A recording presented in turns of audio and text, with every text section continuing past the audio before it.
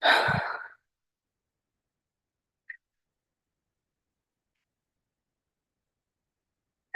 evening and welcome to our April 3rd Parks and Recreation meeting. It is 5:31. Amber, can we please get a roll call? Mrs. Cooper? Here. Mr. Martin? Here. Mr. Neff is absent. 2 present. Thank you. First up is our approval of minutes. I'm looking for a motion. Motion to approve, I will second. but I do have a couple comments. Okay. Under the title New Business, at the end of the second line, it says no issues. It should be there were no issues. Okay. In the next paragraph down, it says that the Easter egg hunt got changed to March 31st, but it was actually changed to March 30th Oh, 30th. and then got canceled. And then at the top of the next page, it says the location is where this is. It should be there, THERE. I will make those corrections. Thank you. Okay. Roll call with those changes, please. Mr. Martin? Yes, Mrs. Cooper? Yes. 2 yeas. I don't see any visitors out there, so we're gonna move on to not even a Crawford. This is 2 months in a row she's missed. what is that? Well, take that out of her paycheck, please, Mr. Hennessy. Okay. New and unfinished business, we have the Brent Hambrick Memorial Open. Is this, the disc golf? Is this a disc golf? This is this is a disc golf event that takes place over the weekend of May 16th, 17th, and 18th. It does say in here that they're expected 288 people to participate, but only 72 participants will be on the course at a time because it's spread out between 5 different courses over the 3 days.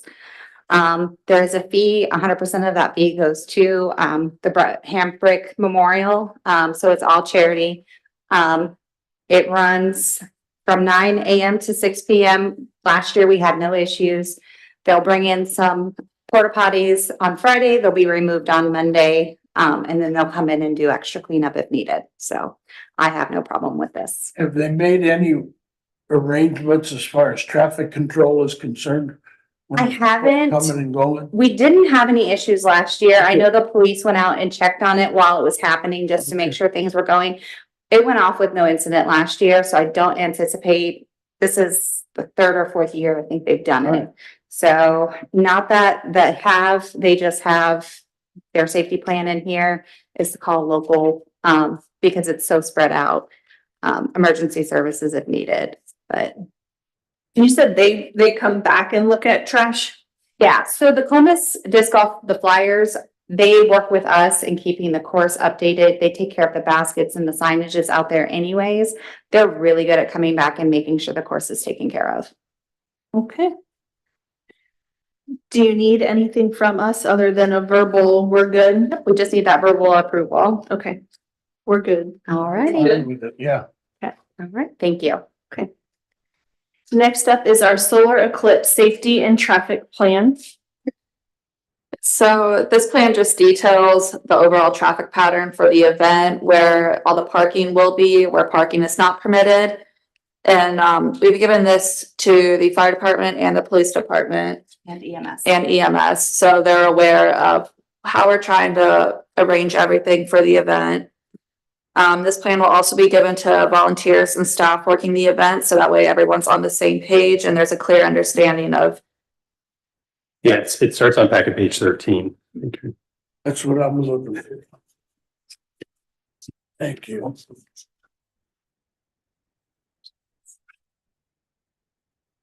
All right, you find it? Yep. All right, keep going.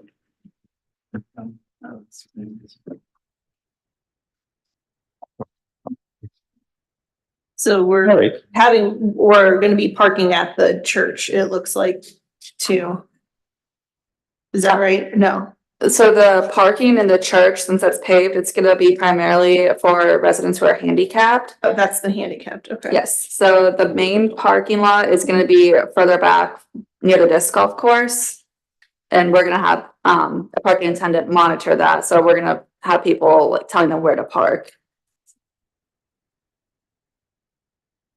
And the shelter houses where you'll have the kids' activities. Yes.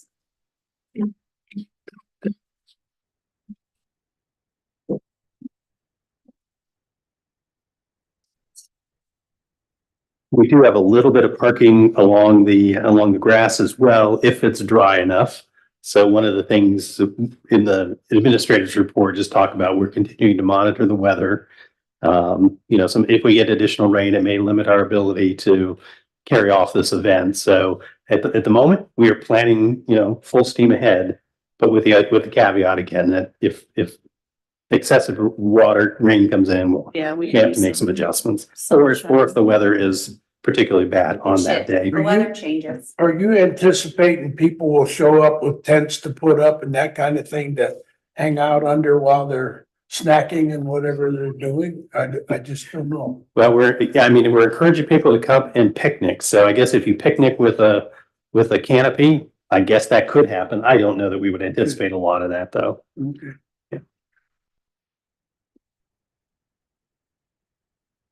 We will all keep an eye on the weather and hope it dries out and we have sun that day. I am stopping the weather. Visible stage. Okay. Moving on to other parks updates, General Rosecrans Park and Old Orchard Park comparison.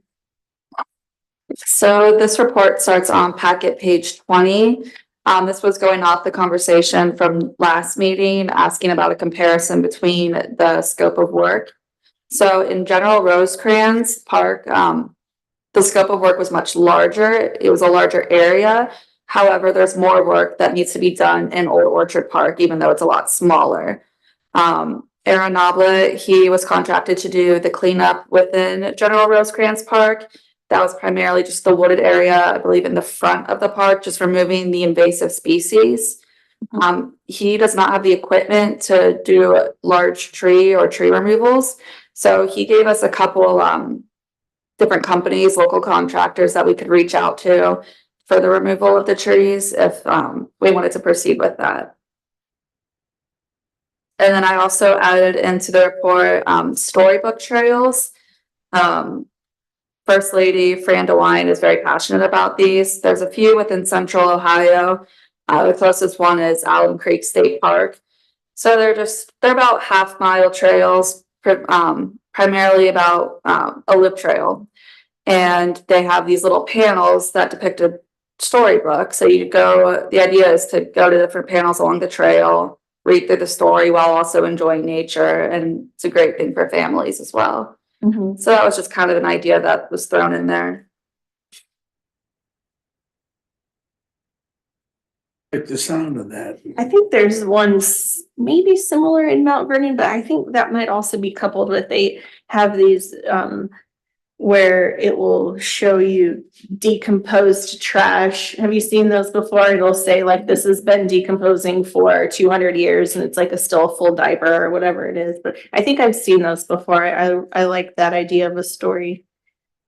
The only kind of issue we have is that the circle portion that Aaron had drawn out in Old Orchard Park, it's not very long, and typically storybook trails are half-mile long. And since it's right in the middle of Ohio Fallen Heroes Trail, we don't want to make any changes to that. So if we wanted to do a full long storybook trail, it would have to be probably elsewhere. Okay. So Unless it might not be the right location, but it might be something to, we could do like a little mini one, but I don't think it would qualify for the actual storybook trail through the ODNR. okay. But I'd have to do more research into that because I'm not sure what the requirements are. And I see in this one picture, it looks like they have like a free little library. Yes. So it could be a location if a group wants to add one. Mhm. Is this all underwater right now? Well, not at the moment. Not at the but moment. It was. It was. Yeah, on Monday, I guess Monday morning, Monday afternoon. Yeah, I mean, that portion of the trail, that portion of the, Fallen Heroes Trail, was underwater. I mean, this would actually be a little bit higher ground. I don't think it technically would have been underwater, but it would have been, it would have been impossible to access. So. I Now, got it. now maybe keeping that in mind, the portion of the Fallen Heroes Trail that we just put into the north, I mean, it was fine. There was no water standing on that portion of the trail. So maybe if there's a way to access from that point, although I think when you and Aaron originally talked about it, maybe that wasn't ideal because the grain or the train, I think, drops off at that point. Yeah, there was a lot of overgrowth. The area that we walked in where the proposed trail is, that was where the most viable trees were, where there's already some sort of clearing. The further you get to the north part of the trail, the newest extension, that part's really like overgrown and Is that the first step that he recommends, Aaron Noblet, is that the first step he recommends is getting rid of the overgrowth? yes. Which He has the ability to do that part, he just can't take out the trees? Or is he recommending, Yeah, you can't take out the trees. I think there's so much overgrowth there. He probably couldn't do it on his own. I mean, that might be the type of thing where our service department could assist in terms of, disposing of the debris, and assisting maybe in the removal of some of that debris as he well. could So, maybe point out Yes. what needs done and then Right. we could, okay, Right. that's great. and we had thought about this maybe as the beginnings of a community project or two to kind of help get in there and start this project. So, I mean, there may be a couple of ways to get the resources there. But again, under the guidance of somebody like Aaron, who, knows what he's doing. That said, I mean, the larger trees, there's a limited window of time for taking down those. I also know we've been pretty, cautious about removing large trees as well. So maybe after we get the undergrowth out of there, we could identify what trees would need to come out that are larger. Certainly which ones are dead are going to be easy, but if there are any, live trees, we just may want to do a walkthrough on that before we get too far down the path, but Okay, pardon the pun. so for the first step, it would be maybe contacting Aaron Noblet and coming up with a game plan on getting rid of the overgrowth. Yeah, the general outline of the trail, yeah, and the beginnings of the removing the undergrowth, yep. I mean, and then, CT probably helps us here in terms of figuring out the trail itself, the materials that need to go in there. Anything that needs on the construction side of that. So before a trail can go in, we need to get rid of the overgrowth and we need to get rid Yeah. of any dead trees. Mhm. Okay. And So this is probably not something that opens later this year. I mean, again, we can begin the process of clearing it out. I mean, but this probably, really becomes viable maybe next year. Okay. Yeah. so I see on, okay. This service day idea, is that what you were, is that what you were talking about? So this is just in general, this is not related to the middle school's day of service. Yeah, when we talked about this a little bit, this may be too big a project for that age population, but we do have other community groups that want to do some sort of a community project. So Yeah. that would probably be more likely to be the target group. Okay, this is not on the agenda, but has the middle school reached out about? Yeah. They're Okay, on our calendar and I've already sent them the scope of work we're looking at them to do, so. Okay. Cause I think that's the beginning of May. Yeah. Okay, It's coming. okay, cool. May 13th, is it? I don't know. Do you remember off the top? I think it's like May 8th or so. I don't know. It's the beginning of May. Okay. I think. We don't know. Probably. Yeah. I don't We're all in agreement. It's in the month of May, right? Month of May. Okay. Okay. On our list. Okay, great. Okay, next is our trail side welcome station. So Matt Simpson from Preservation Parks reached out, asking if we could provide a letter of support for the Trailside Welcome Station to include in our state capital budget application. So this would be located, along the Ohio to Erie Trail near South Columbus Street, so kind of where that pedestrian bridge is. So their goal is the trailside station will include family style restrooms, covered shelter, patio, a historical display space, walkways, parking area, benches, picnic tables, bike racks, just stuff along the lines that would be appealing to cyclists along the trail. So, and then another fact about it was they were going to include, so the architecture style and the details are going to be designed to replicate the original train station that was built in 1851. Looks just like a train station in Gambier, Ohio, That's- almost identical to it, yeah. That they have part of in their park area up there, yeah. And they would like to put this where the bridge is now? Yeah, I mean, there's already a structure there. Yeah, Yeah, and so I think they're remodeling the existing structure to look like this. I don't think Okay. they're building a new one. That's a good question. Let's confirm that. Yeah, I mean, there's still a lot that needs to happen before they're going to be ultimately ready to do this. I mean, there's certainly some issues with the neighboring property owner and securing, all of the land necessary for the parking purposes. Like I said, they've got the construction or the renovation of this. They do have the existing train enthusiast. I'm not sure what their group's name is, but they're using that space at the moment. So that's one of the things that Matt had reached out. He wanted to talk a little bit about kind of, is there a place where we might be able to move that group? So they've got it. I think they open up once a month right now to basically I've seen- talk about trains and yeah. its history here in Sunbury. So like I said, there's still lots of things to do. I mean, this is just their initial request through the state capital budget, to help launch this project. It was a part of the Trail Town study that we did, Mhm. and we, meaning Warpsy, did with us probably a year and a half ago now. So I mean, the idea of this as a trailhead or a welcome station, has been on the radar for a while. So in this case, who writes that letter of support? So we've already sent them a letter Oh, of support, okay. basically consistent with, again, the previous work that's been done on with the Trail Town study, what have you, the thing we've done over the course of the last year and over the course of the last year and a half.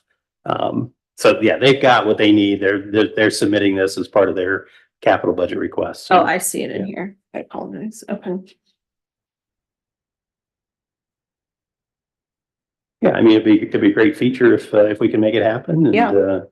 This is also, I think, consistent with our, desire to try to, not only encourage more bicyclists in and around the area accessing the trail, but also maybe frequenting our businesses downtown as well. Yeah. And And they're looking to secure funding. They want to do it. yes, We're just saying, exactly. Yeah, welcome. yeah, exactly. This is not. They're not asking for money or anything. Okay.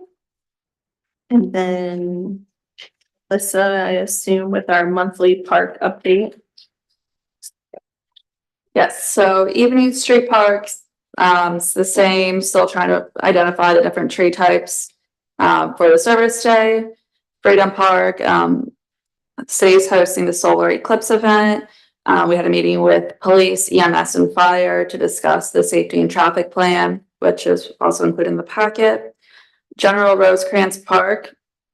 So when I was reaching out to Aaron Noblet about the comparison between the General Rosecrans and Old Orchard Park, he mentioned the invasive species that are starting to grow in the 2 detention basins on the property. So he was saying those are getting pretty overgrown and there's some trees that we would have to reach out to get removed, but essentially the same scope of work he did a couple of years ago. Okay. So just to be clear, these detention basins are on the southern portion of the property.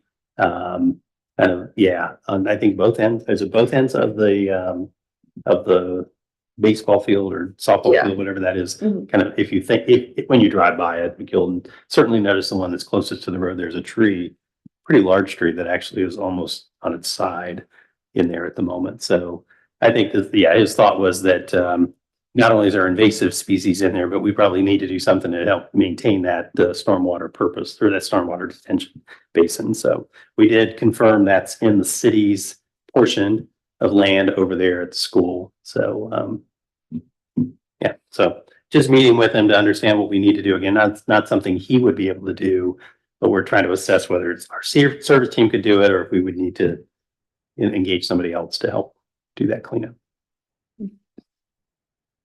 Speaking of our services team, is it this time of year where you start recruiting for summer part-time help? Or will you be doing that? Or will we be hiring part-time, Mhm. like seasonal, I guess is the right word, seasonal That's right. services? Yep. In fact, I just talked to Jake a little bit about it today. I know he was going to get with Amber and yeah, you should probably see those postings here soon. I'll keep that in mind as kids will be coming home from college There and, you go. okay. J.R. Smith Park, so we just met with Senator Brenner to discuss the state capital application for this project. There was no update for the old church park or parking lot or Orchard Park, just the report of the comparison of work plus some potential ideas for the trail. And the reservoirs are still under construction, it's still ongoing and will be completed by the end of June. I saw a concern online about the reservoir's water being low. That is all part of is that part of our testing? Yeah, so we had to draw down the reservoirs in order to, I think, lower I'm gonna call it a window, but what do you call those things? Yeah.